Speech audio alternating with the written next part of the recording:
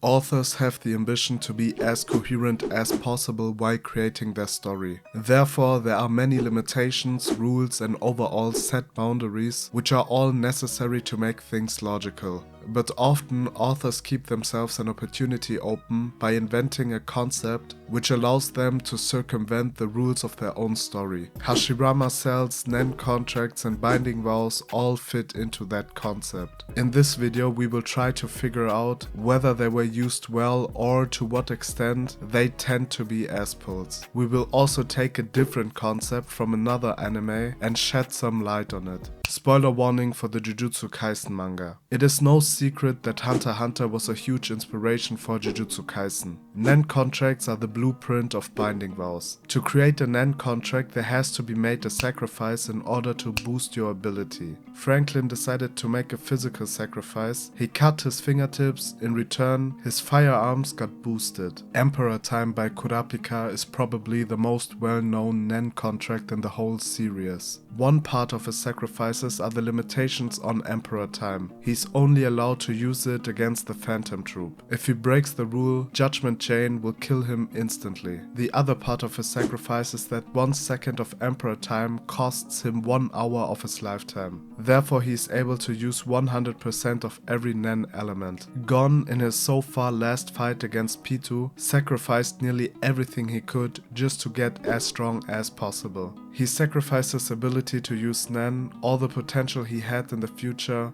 and the health of his body. In return, he gained a full potential version of himself. There are a lot more Nen Contracts in the series, but these examples should be enough. The concept of Nen Contracts are rather simple, but very well executed. Togashi showed that it is less about the concept itself, but more about the way you use them. Until now, there was no Nen Contract which felt out of touch or unreasonable. The drawbacks always felt equal to the power-ups. Nen Contracts would have been the best integrated concept if there wasn't Nanika. The ability of Nanika is like Nen Contracts on steroids. And from here on out it gets unreasonable. Gon gained immense power with an equal price to pay. One major part of his sacrifice was his physical health. But then Nanika came out of nowhere and healed him completely. At least Gon is still unable to use Nen. Nonetheless, a huge drawback of a Nen Contract was reversed without a price. Nen Contracts on their own are, in my opinion, the best concept to break the meta, and only them considered individually are well implemented. On the other hand, Nanika considered individually, unfortunately tends a lot more towards as-pull. Binding Vows from Jujutsu Kaisen are very similar to Nen Contracts. An equal sacrifice must be made in order to gain a corresponding advantage. A major difference, Binding Vows can be made between people.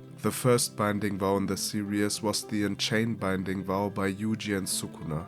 Yuji will be brought back to life through Sukuna's reverse curse technique. Therefore, Sukuna is allowed at any time to get control for 1 minute without being allowed to hurt or kill other people. In Jujutsu Kaisen, Binding Vows are used more often in comparison to Nen Contracts from Hunter x Hunter. And for the most time, I think Gege used Binding Vows very well. It didn't seem unreasonable or out of touch. The drawbacks felt relatively equal to the power-ups. And some sorcerers had abilities which were suited for Binding Vows. For example, Mei Mei. She could send her crows for a kamikaze attack, and in return for their lives, the explosion is boosted immensely. But Gege also showed that just because you put everything you have into one attack, it doesn't mean that it automatically has an effect. Miwa, in her attack, made the vow to never use a katana again, and Kenjaku was able to block it with his bare hands. Gege was consistent with his Binding Vows until the Shinjuku Showdown arc, because from there on, the drawbacks gradually disappeared.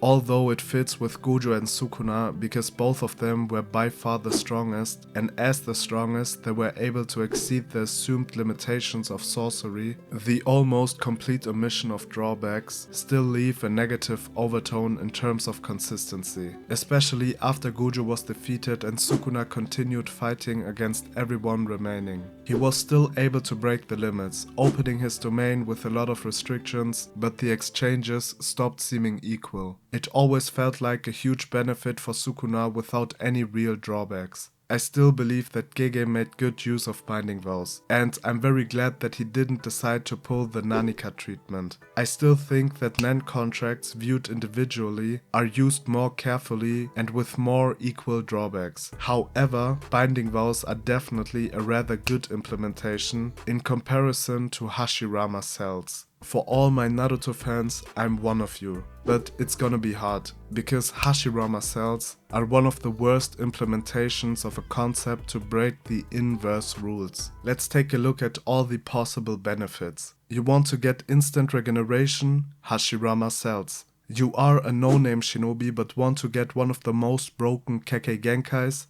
Hashirama cells. You are the incarnation of Indra and want to awaken the Rinnegan? Hashirama cells. You just have the regular Mangekyo Sharingan but don't want any drawbacks of spamming it like nobody else did? Hashirama cells. You want to boost the power of mindless white Setsus and want them to use Mukton? Hashirama cells. So it's not that all of them are unreasonable or doesn't make sense. For example, the awakening of the Rinnegan is fairly reasonable, because it only applies to Sasuke and Madara, and it isn't an instant power-up. Madara awakened the Rinnegan after decades. What I consider the biggest problem is Obito not having drawbacks for using his Kamui.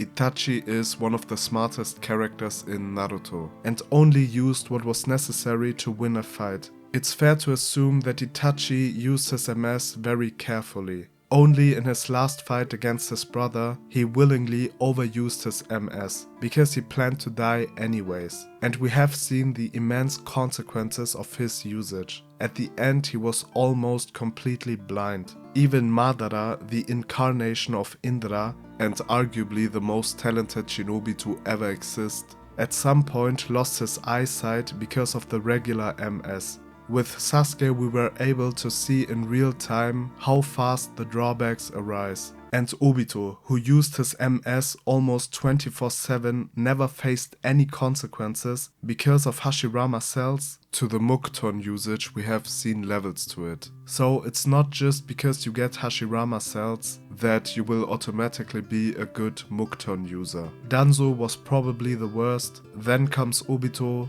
Yamato was decent, and Madara was by far the best after the integration of Hashirama cells. The overall problem with Hashirama cells is the lack of explanation and drawbacks. They allow you to break the rules of the verse without paying a price. If you do the research, you will find many reasonable explanations on the power-ups or the lack of drawbacks. But in the series it was never explained why Obito didn't lose his eyesight, or why Danzo, although having Hashirama cells, didn't have instant regeneration, or what conditions have to be met in order to be a good Mukton user. All the explanations are from theory videos on YouTube or Reddit posts. Hashirama cells are very inconsistent. There's no real common thread. Therefore, I think Hashirama cells are the worst concept. Although Nanika was a bigger ass pull, she was only used one time so far. Hashirama cells are more present on many different levels.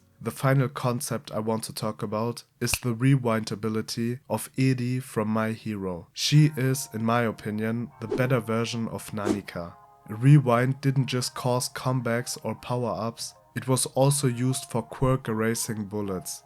I think Horikoshi held a good balance between benefits and drawbacks. From a writing perspective, Rewind felt like Horikoshi kept the door open to bring back any character in their absolute prime. For example, All Might, but fortunately he used it wisely. Only primarily on All for One in his final fight, which also came with a huge consequence, the annihilation of his original physical body.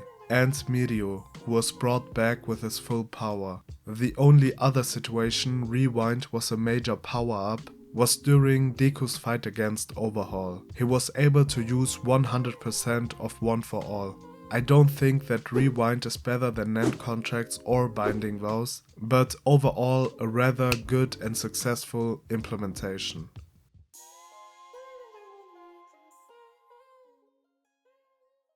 As always, thank you for watching the video. Shout out to the comment which inspired me to make this video. And the next video will be a character analysis, so stay tuned. And yeah, hopefully see you soon.